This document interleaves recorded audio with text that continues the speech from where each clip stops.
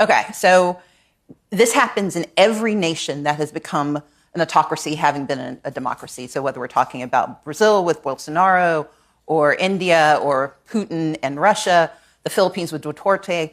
So start with winning an election. Mm-hmm. Usually the last one you're going to get to have for real. Number two, you have an expansion of executive power. The president decides he wants more than he's supposed to have. Number three, you start to make the Congress complicit. So you weaken them and you neutralize or neuter the judiciary. Like, the Supreme Court giving you unfettered power and saying we don't have the ability to stop things.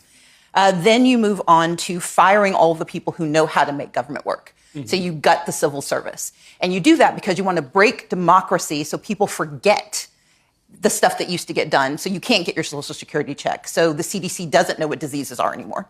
Mm-hmm. Then you put in place these loyalists, people who are only responsive to you. You put them in charge of the FBI so they go after your enemies. You put them in charge of the Department of Justice, the Department of Defense, so they can signal to their friends and tell them all about the evil plans that you have. Then you make certain that you break how we communicate. So you criticize the media and you create your own echo chamber of propaganda. You call it truth even though you know you're lying. Then you go to the next step, and I call that step 7.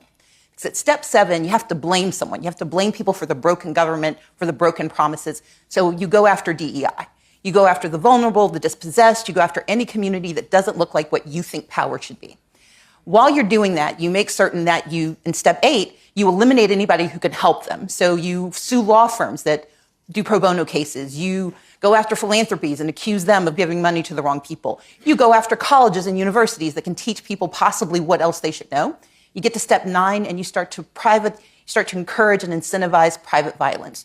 You send the U.S. Marines into spaces they should not be. You send the National Guard in. You kidnap people off of the streets and pretend that's normal, because that's how you quiet dissent, because you make everyone afraid that if they don't do what you want, they might be next. And once you've done those 9 steps, step 10 is easy. That's when you decide there won't be new elections, because everyone's either afraid, poor, broken, or complicit.